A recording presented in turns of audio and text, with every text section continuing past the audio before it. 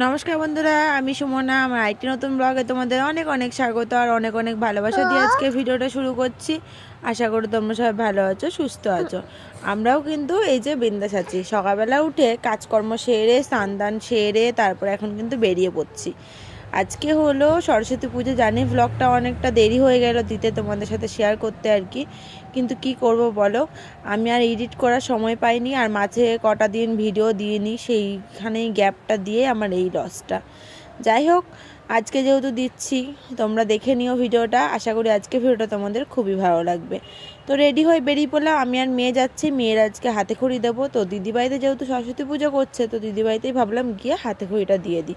কারণ কার বাড়িতে যাব সেটাই বুঝে পাচ্ছিলাম না, কারণ অতটা চিনিও না কারোর বাড়িতে। আমি যাই না, তো আমি নিজের মতো নিজে বাড়িতে থাকি। পাশের বাড়ির দিদি থাকে, শুধু ওর সাথে ওই দিদির সাথে শুধু কথা বলি। এছাড়া কিন্তু আমি অত কারোর সাথে গল্প গুজব কত আমার একদমই পছন্দ না, আর ভালোও লাগে না।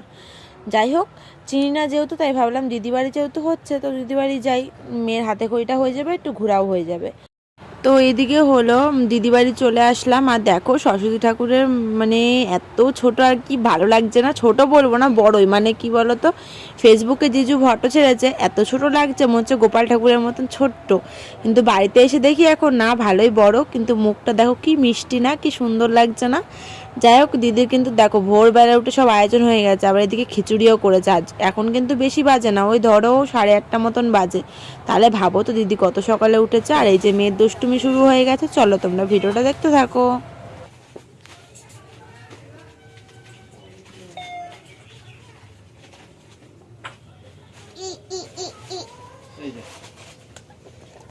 না দে, ও দিচ্ছে। দাও দাও, নাও। এই বাবা রে, ও ফোন করেছিলাম, ফোন করবো ভুলে গেলাম।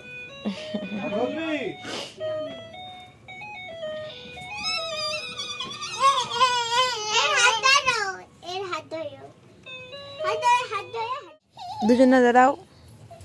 দাও, দেখছো দেখ, মনা মনাম করে না দেখি, শাড়ি নষ্ট হয়ে যাচ্ছে না।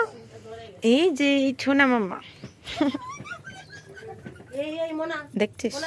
এই এখানে বস, চুপ করে বস। আয়, এই তুই চুপ করে বস।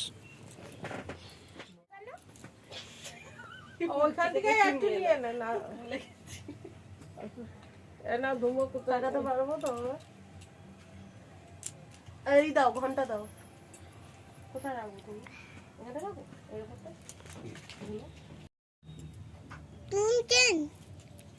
এদিকে আনতে।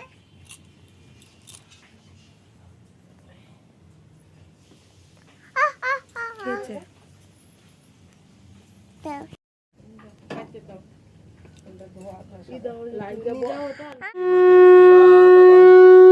মাধব মাধব বাচি মাধব মাধব হৃদি শরন্তি সাধব সর্বে সর্বকার্যেষু মাধব শ্রী মাধব শ্রী মাধব শ্রী মাধব। ওম পবিত্র পবিত্র বা সর্বাবস্থঙ্গত পিবা যৎসরেত পুণ্ডরীকাক্ষ সবাজ্যভ্যন্তর শুচি ওং শুচি ওং শুচি ওং শুচি ওং সর্বমঙ্গল মঙ্গলং বরণং বরদং শুভম নারায়ণ নমস্কৃত্যং সর্বকর্মাণি কারয়েৎ।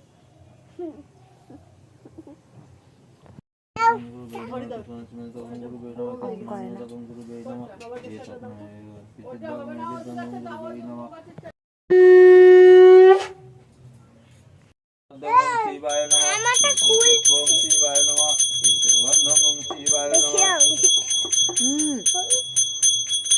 ये तस्मै शिवाय नमः ईश्वरं शिवाय नमः शिवाय नमः शिवाय नमः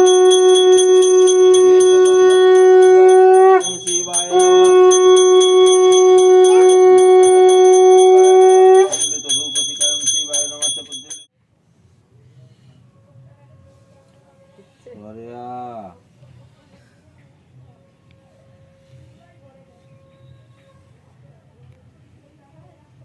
মুখে বলো অন্না, অন্না মুখে বল।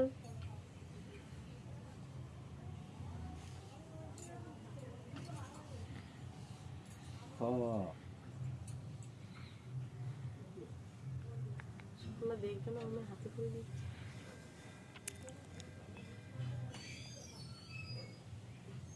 A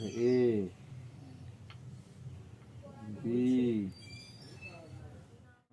মাসে কন্যা রাশিতে ভাস্করের শুক্ল পক্ষে পঞ্চম তীর্থ কার্তিক গোত্র কি নাম বললেন? অর্ণা হ্যাঁ, কি নাম? সায়নী মণ্ডল। সায়নী মণ্ডল দেবতা আশি সর্বায় সর্বপচ্ছন্তি পূর্বক মনোগত অভীষ্ট অভীষ্ট শ্রী শ্রী সরস্বতী পূজা কর্মহান করিষ্যে। পুরি যাবি তো, এখানে বস, আমার এখানে বস, কোলেই বস। বস, অসুবিধা নেই, তাও বস। এই জন্য তো বললাম বস, আমার কোলে দেখতে পারবি। ধরে বলো, মা আমাকে বিদ্যা দাও, বুদ্ধি দাও। যে এখানে লিখতে হবে, কিরকম ভাবে লিখতে হবে বলো? সরে অ, সরে আ, বলো আ,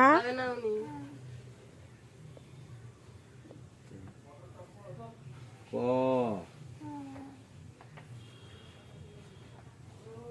খ,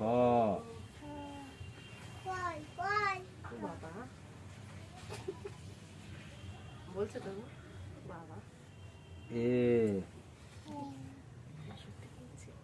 বি, সি, বলবে, আমি বলছি না, বলবে, বলে দিলে বলবে। তারপরে বলো 1 2 3 বলছে। একে চন্দ্র, দুয়ে পক্ষ, এগুলো বড় বড় যা, তিনে নেত্র। এই জন্য বললো না, কিনে নিয়ে আমি চেষ্টা করেছে কিন্তু এবার করো। বড় বড় তো, ওই জন্য ওগুলো বলতে আবার পারি বলো, না। বলো, মা আমাকে বিদ্যা দাও, বুদ্ধি দাও। বলেছে বলো সব কটাই। হ্যাঁ। হ্যাঁ, এই যেমন ধরো ধরো বুনুকে, দাঁড়া ধর, ঢোকো ঢোকো ঢোকো ঢোকো, না বুনু পড়ে যাবে আবার। পেন্সিল নিয়ে কোথাও কোথাও কথা তুই দিতে তুইও নামবি, ও দেবে না, ও দেবে না, ও দাও ও একটু বসবে আ,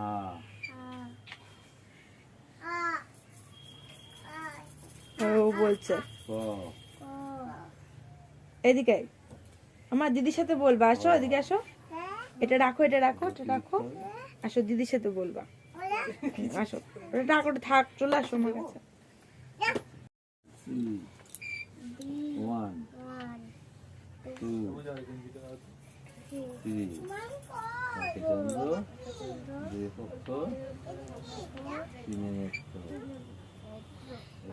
দুজন, অন্না আর আমার বোনের মেয়ে। হাত জোড় করবা। ভদ্রকাল্যই নম নিত্যং সরস্বত্যই নমো নমো। বেদ বেদাঙ্গ বেদান্ত বিদ্যা স্থানেভ্য এ বচ এস সচন্দন পুষ্পাঞ্জলি সরস্বত্যই দেব্যই নমো নমঃ। তোমার মা অঞ্জলি দিত না? ও বাবা গো, দে দেবে, দে, তোমার তোর থেকেই নেবে। আচ্ছা দে, কে কে দিবি আর আগে কে আছিস? হয়েছে বাবা, এবার হাত জোর করে নম সরস্বতী মহাভাগে বিদ্যা কমললোচনে বিদ্যারূপে বিশালাক্ষী বিদ্যাং দেহি নমস্তুতে। নম জয় জয় দেবী চরাচর সারে কুচযুগ শোভিত মুক্তাহারে বীণা রঞ্জিত পুস্তক হস্তে ভগবতী ভারতী দেবী নমস্তুতে। প্রণাম করে যার যার মনস্কামনা চেয়ে নিই।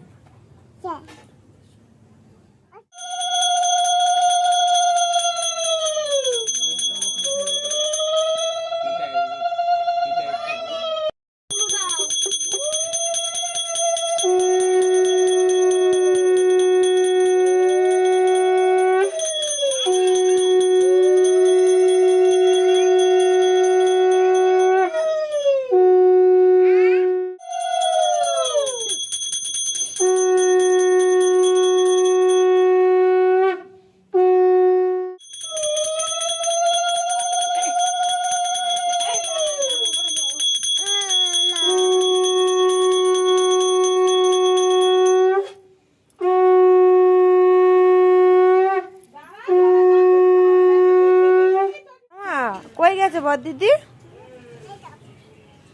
ওইখানে চলে গেছে। দেখি তুমি কি খাচ্ছ, এদিক ঘোরো। কি খাচ্ছ? তরমুজ? আরে খালি গুটাই আরে লাইন দিয়ে দাঁড়ায় থাকে না, বাচ্চা হবে সব।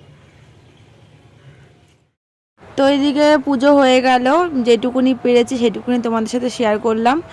আর এদিকে হলো আমরা সবাই মিলে অঞ্জলিও দেওয়া হয়ে গেছে, ঠিক আছে। এখন এই যে প্রসাদ বিতরণ হচ্ছে, সবাই এসেছে অনেকেই, তাই দিদি প্রসাদ বাচ্চা আর আমি নিয়ে নিয়ে সবাইকে আর কি দিয়ে দেবো। তারপরে এখান থেকে প্রসাদ দিলেও বেড়ে আমি গেলাম আর কি মার বাড়িতে। ভেবেছিলাম কিছুক্ষণ থাকবো, কিন্তু আমার মেয়ে একদমই থাকলো না, তো মার সাথে গল্পই করতে পারলাম না, গিয়েই চলে এসেছি। তো মার বাড়ির এই পাশেই আর কি আমবাগান আছে, ওই আমবাগানও সরস্বতী পুজো করছে। কি ভালো লাগছে না, তাই ভাবলাম যে এখানেও তোমাদের সাথে একটু শেয়ার করি। তো মনা এসছে, তো বর দিদিকে ছাড়া ও তো থাকবেই না, ওই জন্য আমি আবার দিদি বাড়ি আমার চলে যেতে হয়েছে।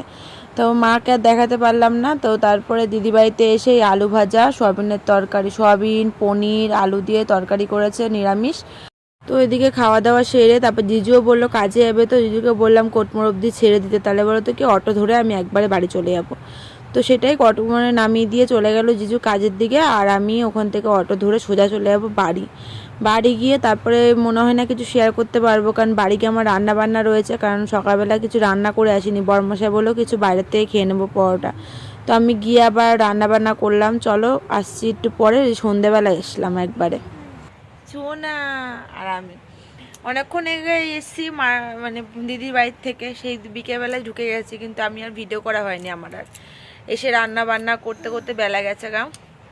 এসে রান্না করলাম হলো সয়াবিনের তরকারি, টমেটো চচ্চড়ি, আর ভাত নামিয়ে দিয়েছি, বরমশাই খেয়ে গেল, আর রয়েছে কাল মানে রাতের হয়ে যাবে আর কি, টমেটো চচ্চড়ি শেষ, সয়াবিনের তরকারিটা রয়েছে। আর মেয়ে ঘুম থেকে এখন উঠলো, এখন ম্যাগি করলাম, ম্যাগি খাবো দুজনে মিলে, খেয়ে দিয়ে রেডি হয়ে আবার যাব ঘুরতে। বরমশাই যাবে না, বরমশাই কাজের চাপ রয়েছে, যাব হলো শাশুড়ি মার বাড়িতে আর কি, ওইখানে মাঠেই আর কি যাত্রা হবে আজকে। আর ছোটোখাটো করে 4-5টা হয়তো দোকান বসবে, খাবারের কিছু দোকান বসবে, গরম গরম মা, খাবারের কিছু দোকান বসবে আর খেলনার দোকান বসবে, এই তো 4-5টা দোকান। তো যাত্রাতে যাব আমরা, তাই না? যাত্রা দেখতে যাবো। আমার কার সাথে দেখবা? ঠাম্মি, দাদা, তাই না? এখন তুমি কি খাবা? কি খাবা? মিমি। চলো এখন খাওয়া দাওয়া করি, রেডি হই, চলো যতটুকুনি পারবো ততটুকুনি শেয়ার করবো কোন। চলো, অনেক এনজয় করলাম দিনের বেলা, এবার রাত্রেবেলা রাত হয়ে গেছে ভালোই, এখন কটা বাজে? 5:46 বাজে, তাহলে 6টা বাজতে গেল।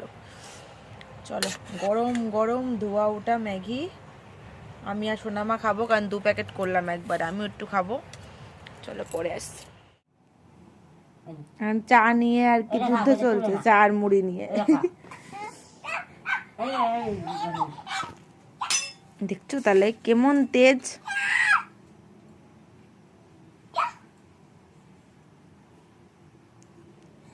নষ্ট করছে, মেয়ে চলে গেছে।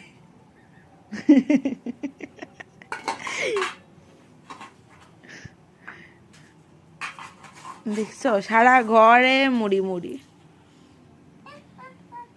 মা আমার হাতে দে, না না দাঁড়া, আগে মুখ দিয়ে নেই।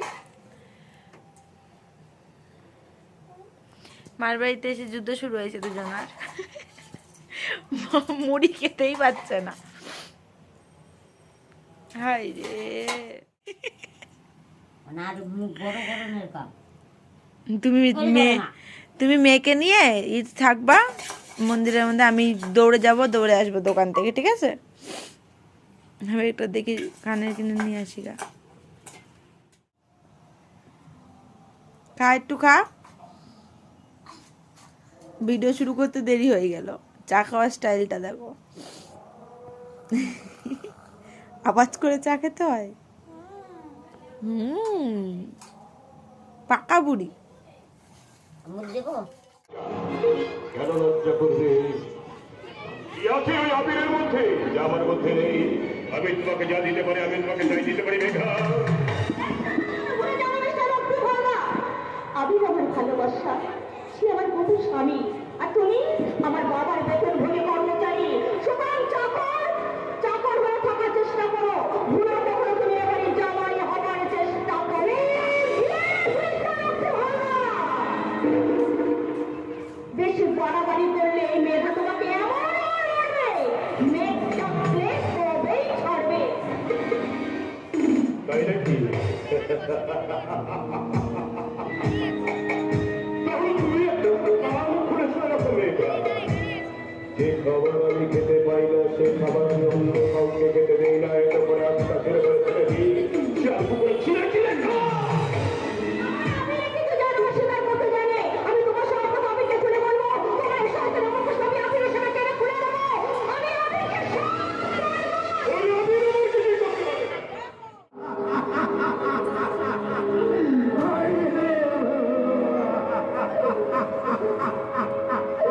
ছোটটা আমাকে বলতো, দেখিস বোন, আমি তোকে বড় করে নিয়ে নেবো। অনেক দামি দামি গয়না দিয়ে, লাল পেনের শাড়ি পরিয়ে, আমি তোকে শ্বশুর বাড়ি পাঠাবো। আমাকে ওখানে আমাকে ওখানে যখন আমার টাকা হবে, তখন আমি নিজে গিয়ে তোর শ্বশুর বাড়িতে দিয়ে আসবো। গাছ বড় হওয়ার আগেই আমার এসব তুমি কি বলছো সৌভাগ্য? আমি ঠিকই বলছি কেন, আমি তুমি কি বলতে চাইছো এটা আমার আবিরই নয় বাবা? না না রে মেঘামা, এ তো আবির নয়। আমি এর মধ্যে একটা রহস্যের গন্ধ পাচ্ছি। আপনার ধারণা সম্পূর্ণ ভুল কথা। আপনারা যে ডেড বডিটা দেখেছেন সেটা আমার নয়। ওই শয়তানটা আমাকে মেরে ফেলার আগেই আমি শয়তানকে মেরে ফেলেছি। কিন্তু আমার ঘরের লোকেরটা ওই শয়তানের সাথে আটকে থাকে। আর আপনারা সেই লকেটটা দেখে থাকবেন। ওই ডেড বডিটা আমার না, এটা সব কিছু তোমার বাড়িতে গিয়ে বন্ধ ভাবনা দিয়ে আমায় দিতে হবে সামনে চোখে টিভিতে নেব না বাড়ি সুন্দরী এই জামাই কষ্টিতে যাব পুরা করে সাবনটা খেতে দে খুব গরম করে সাবনটা খেতে দে খুব গরম করে।